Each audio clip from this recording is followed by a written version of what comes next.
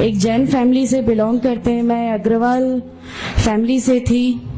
میرا پرانا نام مانسی اگروال تھا, اور میرے ہسبینڈ نے جب اسلام قبول کیا تو میرے لیے میری لائف کا بہت ایک شاکنگ انسیڈنٹ تھا.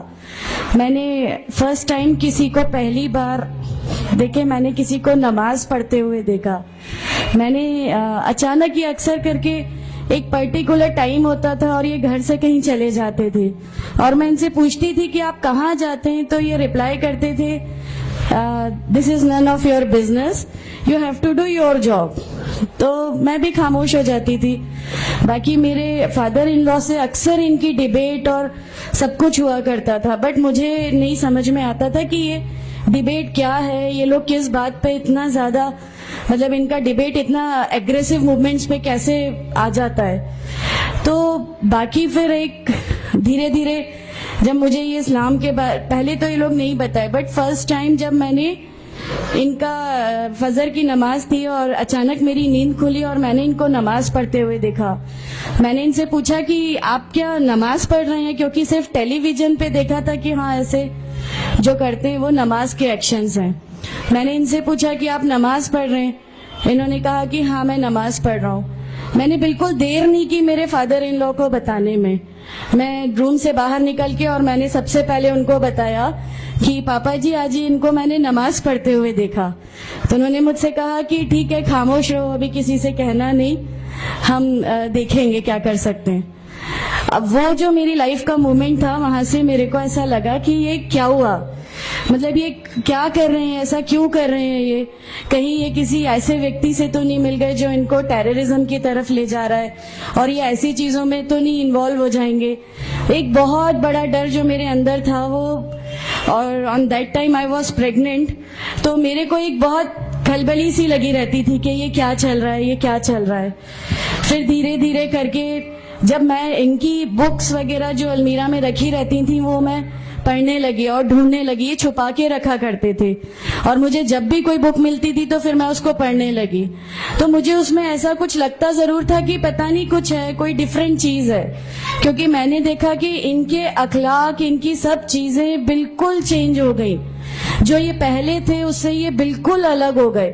تو مجھے ایسا پرسنلی لگتا تھا کہ اس پلیٹ فارم نے ان کو ایسا کیا دیا جو میرے ہسبینڈ کو بالکل چینج کر کے رکھ دیا. مطلب الحمدللہ یہ اس سمے کوشش کرتے تھے کہ جو نبی کی سنتیں ہیں, جو ہمارے نبی صلی اللہ علیہ وسلم نے کیا, اپنی وائف کی مدد کرنا, اپنی وائف کے ساتھ کس طرح اس کے حقوق کی ادائیگی کرنا, یہ سب کچھ وہاں الحمدللہ کرنے لگے.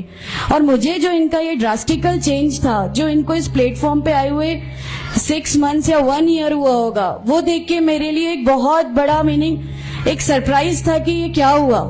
پھر اس کے بعد مجھے لگا کہ نہیں, میں بھی اب اس کو جانتی ہوں, میں بھی اب پڑھوں گی. اور پھر میں اپنے فادر ان لا اور ان کی ڈیبیٹ سننے لگی. تو جینزم میں گاڈ کانسیپٹ ہے ہی نہیں. ہر وہ ویکتی جو بہت زیادہ علم حاصل کر لیتا ہے, بہت زیادہ نالج حاصل کر لیتا ہے, تو وہ ایک لمٹ پر آ کر نعوذ باللہ گاڈ کا وہ مقام حاصل کر لیتا ہے, اور لوگ اسی کی پھر پوجا کرنے لگتے ہیں, اسی کی ورشپ کرنے لگتے ہیں. تو میرے دماغ میں اگروال فیملی سے تھی, تو میرے دماغ میں تھا کہ نہیں, ہمارے جو بھگوان ہیں وہ 3-4 ہاتھ والے ہیں, ان کا کیا ایک ہی گاڈ ہے جس کو جا کے آپ کو پوجنا ہے. تو نہیں, میں ان سے تو کچھ نہیں مانگوں گی, 3-4 ہاتھ والے بھگوان ہی ہوتے ہیں, یہ نہیں کچھ وہ ایسا رکھتے. تو وہاں سے ایک تھوڑا سا ڈسٹریکشن میرے کو گاڈ کانسیپٹ کا آیا, اور ایشور ہے جو اس دنیا کو چلا رہا ہے, یہ ہمیشہ میرے ذہن میں رہتا تھا.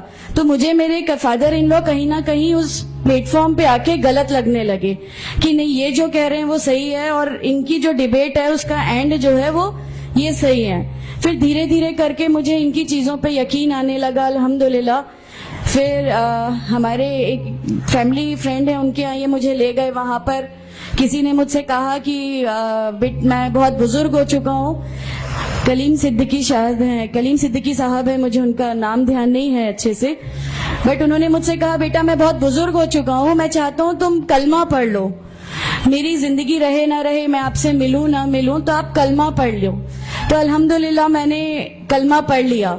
کلمہ پڑھنے کے بعد بھی جب ہم گھر لوٹ رہے تھے تو میں نے ان سے کہا کہ میں نے صرف ابھی کلمہ پڑھا, ابھی آپ یہ مت سمجھیے گا کہ میرے کو سب سمجھ میں آ گیا اور میں اس چیز کو مان لوں گی. انہوں نے کہا نہیں, تمہاری مرضی, کسی میں کوئی فورس نہیں ہے. تو الحمدللہ اللہ تعالیٰ کا احسان ہے, اس کلمے کی طاقت تھی. اور یہ ہمیشہ کہتے تھے تمہیں کوئی دعا مانگنی ہے تو تہجد میں مانگا کرو. تہجد کا جو ٹائم ہوتا ہے وہ بہت قیمتی ہوتا ہے اور اس میں اللہ تعالیٰ سب کی دعائیں قبول کرتا ہے. انہوں نے مجھے ایک دعا سکھائی تھی کہ تم ایک دعا مانگو کہ یا میرے رب, اگر میرا ہسبینڈ غلط راستے پر ہے تو اس کو صحیح راستے پہ لے آ, اور اگر میں غلط راستے پہ ہوں تو مجھے صحیح راستہ دکھا دے. الحمدللہ میں یہ دعا کنٹینیو مانگتی تھی. ایک بار میری نیند الحمدللہ تہجد میں کھلی اور بس میں نارمل جیسے ایک دھیان کرتے ہیں ویسا میں بیٹھ گئی اور اپنے آپ اچانک دل چاہا کہ بس سجدہ کروں. میری زندگی کا وہ پہلا سجدہ تھا اور اس بہت لمبا سجدہ تھا, اور اس سجدے میں میں نے میرے رب سے کیا کیا مانگ لیا مجھے بھی نہیں یاد ہے. اور اس سمے مجھے ایسا فیل ہو رہا تھا جیسے اللہ تعالیٰ خود مجھ سے بات کر رہا ہے, اللہ میرے سوالوں کا جواب خود دے رہا ہے. الحمدللہ بس اس کے بعد تو ایسا لگا کہ نہیں, اسلام حق ہے اور اسلام پہ ہی چلنا ہے. اس کے بعد پھر بہت ساری پریشانیاں لائف میں آئیں, سب کچھ آیا, بٹ الحمدللہ اللہ کا احسان ہے کہ اللہ تعالیٰ نے ہر پریشانی, ہر چیز کو ایسے لے لیا کہ ہم لوگوں کو کبھی احساس ہی نہیں ہونے دیا کہ یہ کوئی پریشانی تھی. ایسا لگا کہ اللہ کی پوری راہ میں ہم لوگوں کو ریوارڈ ہی ملنا ہے اس چیز کا, اور اللہ ہمیں اس کا ریوارڈ ہی دیتا چلا جائے گا.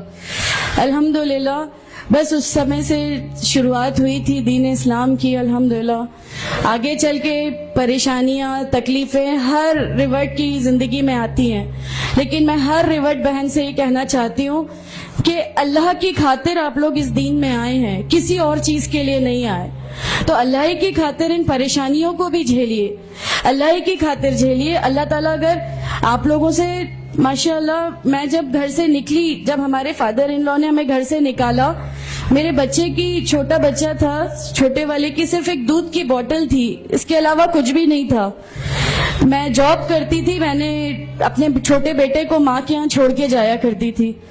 میرے ممی پاپا بہت زیادہ مطلب ہم لوگوں سے ڈیٹیچ نہیں ہوئے تھے, ایک محبت تھی ان کو ہم سے, تو اس محبت کے کارن مطلب ان لوگوں نے کبھی ہمارا اس لیول تک اپوز نہیں کیا جو ان لاز کی طرف سے آیا. تو جب میں میرے مائکے گئی اور میں نے اپنے بچے کو لیا اور میں نے کہا کہ ماں ہم نے وہ گھر چھوڑ دیا, ہمیں اس گھر سے ان لوگ نکالے, ایسا کر کے ماں ہے, بہت روئی, تم لوگ کیوں ایسا کر رہے ہو, کیا کرو گے, کیسے رہو گے, دونوں چھوٹے بچے ہیں, کیا ہوگا. میں نے کہا کہ ماں آپ صرف ایک ماں ہو نا, وہ مجھے 70 ماؤں کے برابر محبت کرتا ہے, تو جو رب مجھے میری 70 ماؤں کے برابر محبت کرتا ہے وہ کیسے اس دنیا میں مجھے رسوا کر سکتا ہے. صرف ایک چھوٹا سا یہ وشواس تھا. الحمدللہ اس وشواس کو رکھتے ہوئے ساری چیزیں, سب پریشانیاں ایسے اللہ تعالیٰ نے لے لی کہ اس کا میرے پاس کوئی مطلب کہنے کے لیے بھی شبد نہیں ہے. الحمدللہ. اور میں آپ لوگوں سے سب سے گزارش کرتی ہوں, اور اگر اللہ نے مجھے آپ لوگوں کی ایک ایسی بہن بنا دیا جو آپ کی پریشانیاں, آپ کی ہر اس میں, ہمارا گھر, ہماری سب کچھ الحمدللہ آپ کے لیے ہے, کیونکہ ہم لوگ ٹھان کے بیٹھے ہیں ہمارا جینا مرنا, ہماری نمازیں, ہمارا سب کچھ صرف اللہ کے لیے ہے, اور یہی لے کے ہم کو جانا ہے. کوئی جواب ہمیں نہیں ملے گی. السلام علیکم ورحمۃ اللہ وبرکاتہ.